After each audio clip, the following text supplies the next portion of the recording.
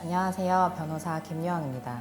오늘은 소상공인들이 가맹사업을 시작하기 전 꼭 알아야 하는 준수사항에 대해 알아보려고 합니다. 지금부터 저와 함께 어떤 점들을 주의하셔야 되는지 살펴보도록 하겠습니다. 많은 분들이 프랜차이즈, 가맹점, 체인점 등 다양한 단어로 가맹사업을 표현하고 있는데요. 가맹사업 거래 공정화에 관한 법률에서는 가맹사업에 대한 개념을 규정하고 있습니다. 이 법에서 규정하고 있는 범주 내에 가맹점 창업을 하는 경우 일정한 범위에서 보호를 받으실 수 있습니다. 가맹사업법에서는 다음과 같이 가맹사업을 규정하고 있습니다. 첫째로 가맹본부가 가맹점 사업자에게 영업표시 사용을 허락해야 합니다. 영업표시란 흔히 말하는 브랜드를 말합니다. 둘째로 가맹점 사업자는 일정한 품질 기준이나 영업 상식에 따라 상품 또는 용역을 판매해야 합니다. 가맹점 사업자는 가맹 점주님들을 말하는 것입니다. 셋째로 가맹본부는 경영 및 영업활동 등에 대한 지원, 교육, 통제를 수행하고 넷째로 가맹사업자는 이에 대한 대가로 가맹금을 지급합니다. 또한 계속적으로 거래하는 관계를 충족해야 합니다. 만약 이 5개 중 하나라도 빠진다면 대리점이나 위탁 판매에 해당될 수 있기 때문에 꼼꼼하게 살펴보셔야 합니다.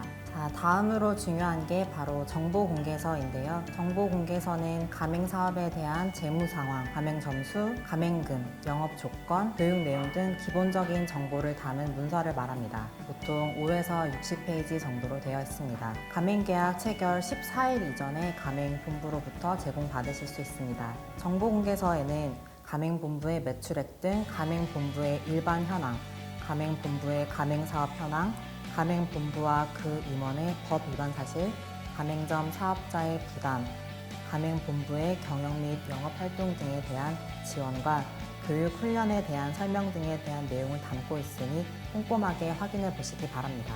자, 다음으로 확인해야 할 것은 인근 가맹점 현황 문서인데요. 인근 가맹점 현황 문서란 가맹 희망자의 장래 점포 예정지에 가장 인접한 가맹점 10개의 상호, 소재지, 전화번호와 같은 정보를 담은 문서를 말합니다. 이는 정보공개서를 제공받으실 때 함께 받으실 수 있습니다. 이를 참고로 창업 전에 인근 가맹점을 방문해서 먼저 창업한 선배들의 경영 상황을 살펴보거나 궁금한 점을 문의하시면 좋으시겠죠. 그리고 가맹사업의 구체적인 내용과 조건 등에 있어 가맹본부 또는 가맹점 사업자의 권리와 의무에 관한 사항이나 특수거래 조건, 유의사항 등을 기재한 문서를 가맹계약서라고 합니다. 2017년 개정법 시행으로 정보공개서와 마찬가지로 14일 전에 제공해 주어야 합니다. 가맹본부는 가맹계약서를 가맹희망자에게 제공한 날부터 14일이 지나지 않았을 경우에는 가맹금을 수령하거나 계약을 체결할 수 없도록 되어 있습니다. 하지만 무엇보다 중요한 것은 가맹계약을 체결함과 동시에 책임이 따르게 되고 해지할 경우 위약금을 지불해야 하기 때문에 사전에 충분히 검토를 하셔야 된다는 점입니다. 우리가 어떤 사업을 할 때 가장 중요한 게 뭘까요? 바로 예상 매출이죠. 가맹본부는 가맹 희망자의 예상 매출, 예상 수익 등에 대한 정보를 제공해야 합니다. 만약 가맹본부가 과거나 장래 예상 수익 정보를 서면으로 주지 않을 경우에는 허위 과장 정보일 가능성이 높기 때문에 각별히 주의하셔야 합니다. 특히 가맹본부가 대기업이거나 가맹점이 100개 이상 되는 경우에는 필수적으로 예상 매출 산정서를 서면으로 제공해야 합니다. 가맹 계약 전에 다양한 정보를 확인했다면 이제 가맹 계약을 체결해야겠죠. 이때 우리는 가맹본부에 가맹금을 주어야 합니다. 가맹금이란 가맹본부에 지급되는 모든 금전을 뜻합니다. 다시 말해 가입비, 상표 사용료, 보증금, 임차료와 물품 대금의 유통이익, 그 외에 가맹점 운영권을 취득하거나 유지하기 위해 가맹본부에 지급되는 비용을 가맹금이라고 할 수 있습니다. 꼭 가맹금이라는 명칭을 사용하지 않더라도 말씀드린 명목으로 지급된 돈이 있다면 가맹금으로 볼 수 있습니다. 그리고 마지막으로 가맹금 예치 제도에 대해 살펴보려고 하는데요. 가맹금 예치 제도는 가맹금 사업자가 가맹금을 금융기관에 예치하도록 하고 가맹 희망자 및 가맹 사업자가 영업을 개시하거나 가맹 계약 체결 후 2개월이 경과한 경우에 가맹본부가 예치 은행장에게 예치한 가맹금을 지급받는 제도를 말합니다.